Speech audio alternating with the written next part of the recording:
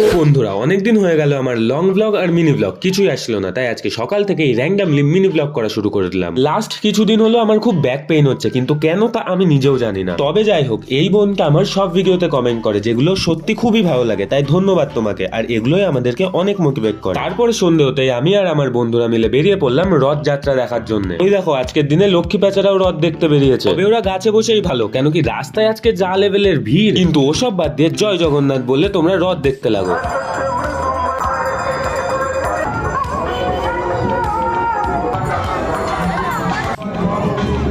তারপরে বড় সড়ো সেলিব্রিটির মতো হাব ভাব দেখাতে দেখাতে হাঁটতে লাগলাম, কিন্তু তারপরেই জেগে জেগে দেখা স্বপ্নটা ভেঙে গেল।